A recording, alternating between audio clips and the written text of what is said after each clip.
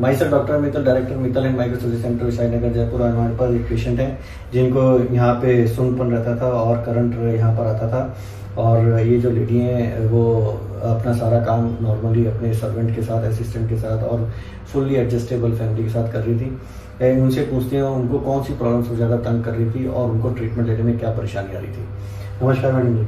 Madam जी, आप अपनी problem बताओ कि जो बहुत सारी लेडीज़ हैं जो आपकी एज की हैं, जिनको sugar, thyroid, blood pressure, hypertension, multiple चीज़ें होती हैं और फिर वो ट्रीटमेंट भी ले रही होती हैं लेकिन वो कंटिन्यूसली परेशान होती है, तो आपको क्या प्रॉब्लम होती है एग्जैक्टली उन लोगों को बताना है आपको। एक्चुअली मेरे को प्रॉब्लम ये था कि मेरे फिंगर्स में पूरी नमनेस थी। हाँ। और नमनेस ऐसी होती थी कि जैसे जैसे रात को जब सोने जाते थे ना उस टाइम बहुत सिवियर होती थी और पूरी रात को सो नहीं पाते थे और बहुत अनईजी सी फीलिंग होती थी। कितने टाइम से था ये सब आपको? मेरे को तो काफी टाइम, मोर देन 10 इयर्स से भी ज्यादा। 10 इयर्स? बहुत इसके साथ 10 इयर्स से तो आपको शुगर, ब्लड प्रेशर है क्या? नहीं कुछ नहीं था, कुछ भी नहीं। बट मैं इसको खींचती जा रही थी, कभी मैं एक्यूप्रेशर का लिया, कभी कुछ लिया, तो ऐसे चलता ही जा रहा था। सब कहते थे कि उसको प्रेशर पॉइंट्स लेने से या किसी ने आपको इसके लिए ऑपरेशन किसी ने भी नहीं, हर किसी ने। आप कौन से डॉक्टर से मिल रही थी? एक्यूप्रेशर, फिजियोथेरेपिस्ट से मिल रही थी? हाँ, मतलब मैं बहुत सारे, कभी किसी ने कुछ बोला, किसी ने कुछ बोला, बट ये सब बोलते थे कि ठीक हो जाएगा, कुछ एक्सरसाइजेस करो या तो मेडिसिन भी खा रहे थे इसके लिए? दवाइयाँ भी खा रहे थे? नहीं, मेडिसिन नहीं खाई। होम्योपैथिक की तो खा रहे हैं। हाँ, होम्योपैथिक। इनकी शक्ल से मुझे समझ में आ गया कि इनको नेचुरल ट्रीटमेंट चाहिए। होम्योपैथिक, आयुर्वेदिक, एक्यूप्रेशर, वो सब ट्रीटमेंट लिया आपने और 10 साल तक आप उसको आराम से एंजॉय कर रही थी 10 के साथ। खींचती गई। फिर आपने ऐसा कौन सा टर्निंग पॉइंट आया जिसके बेस पर आपको लगा कि भाई अब तो ऑपरेशन ही चाहिए? वो कोविड के टाइम पे कुछ ऐसा हुआ कि ये प्रॉब्लम वापस बहुत सिवियर हो गई थी, अनटॉलरेबल था। तो फिर घर पे सब लोग मुझे डांटने लगे कि बोले कि ये चीज तुम अपनी करती हो भाई। तो फिर आपने ऑपरेशन डिसाइड किया। हाँ, अब जब आपका ऑपरेशन टेबल पर होंगे और डॉक्टर मित्तल मैं करने जा रहा हूँ, तो आपको किस चीज का डर था कि मेरे साथ क्या गलत हो रहा है?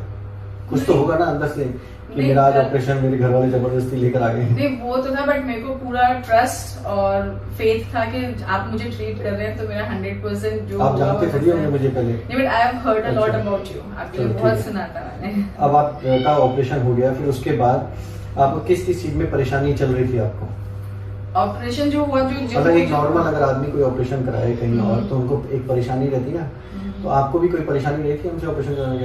नहीं, लेकिन आप लेट आए थे हमारे पास। हाँ, थोड़ा आपके पास लेट आई थी, और अभी भी जैसे थोड़ा बहुत हल्का सा जो इशू है वो आपने मुझे क्लियरली बता ही दिया कि भाई ये ऐसे करने से। चलो, ओवरऑल एक्सपीरियंस आपका ये जो कार्पल टनल का जो सर्जरी का है, नहीं अच्छा तो रहा ऑपरेशन का, लेकिन एक अप एंड डाउन आया होगा ना लाइफ में कि यार अभी मेरे को लगता है पूरा ठीक नहीं हुआ है, एक हिट करता है ना ब्रेन को, किसी चीज को कोरिलेट करते हैं, शायद कुछ रह गया।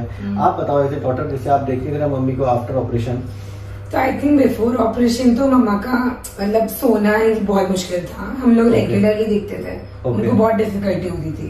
And then after operation now at least month में एक बार लाइक शी विल कंप्लेन कि व्हेन आई एम 100% श्योर कि मम्मा की एक्स्ट्रा वर्किंग की वजह से उनको पेन होता है, जो अब महीने में 1-2 बार, मतलब 2-3 महीने में एक बार होता है, क्योंकि वो हैवी वेट उठाती है, उनको मतलब she likes to do laborious work. तो उस वजह से इनके पेन चालू होता है। एंड नाउ इन्होंने एक्सरसाइजेस भी छोड़ दी थी, इन्होंने मसाज करना छोड़ दी थी, जो आपने इनको बोलते 2 साल तक करनी रहेगा।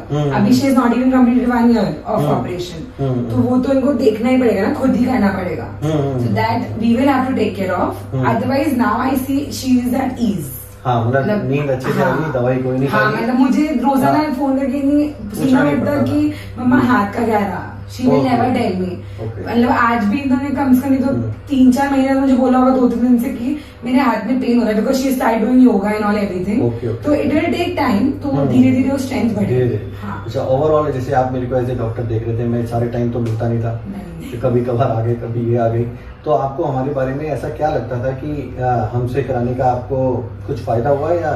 द हैप्पीएस्ट पार्ट वाज मतलब आई थिंक डॉक्टर के साथ ये कि ये दवाइयां नहीं देते तो, and he is more incline towards physically, मतलब ये आपको कैसे ट्रीट करेंगे ना कि मेडिकली। ये आपको सब चीजों के प्रोज एंड कॉन्स बताएंगे और आप ही सजेस्ट करेंगे, मतलब आपको बोलेंगे कि now you choose what you want to do. तो एंड ऑफ कोर्स हम लोग को समझ में आता है ह्यूमन बीइंग्स की क्या सही है क्या गलत है। तो फिर हमने वो बहुत इंटेलिजेंट लड़की है, इसने मुझे पूरा रीड कर लिया है, सीरियसली है। नहीं बट मतलब जनरली आजकल डॉक्टर्स ऐसे नहीं होते, वो लोग आपको बस जाते बोलेंगे दवाई ले लो आप सही हो जाओगे, विच हैपेंड विद मम्मा फॉर 10 years। अब 10 साल बाद जब आपसे मिला, मेरे एक नोन में मतलब मेरी ससुराल साइड में आपसे एक ऑपरेशन कराया था मेरी दादी जी ने, तो she is very happy. Like वो मुझे बोलती है अच्छा अगर आप डॉक्टर मित्तल की गए तो आप ठीक हो कर आओगे, जेन्युइनली। हाँ, उन्होंने करवाया था, उन्होंने सजेस्ट किया, उन्होंने हमें आपको सजेस्ट किया था।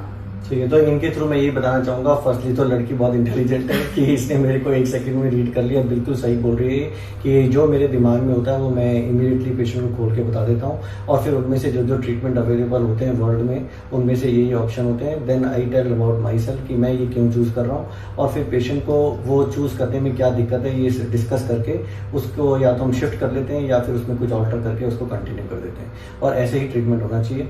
लेकिन पेशेंट को विजिलेंट रहना पड़ेगा अपने प्रॉब्लम से रिलेटेड, लेकिन एक्स्ट्रा विजिलेंट भी नहीं चाहिए कि नहीं डॉक्टर साहब I have to come to show it again this. तो उस चीज में पेशेंस बहुत ज्यादा है, धैर्य बहुत ज्यादा है, लेकिन थोड़ा बहुत कांटेक्ट में रहेंगे तो मेरे ख्याल से जो चीजें प्रॉब्लम जो एज के साथ आती रहती हैं वो ठीक हो सकती हैं और बेटर हो सकती हैं। Thank you so much. Thank you.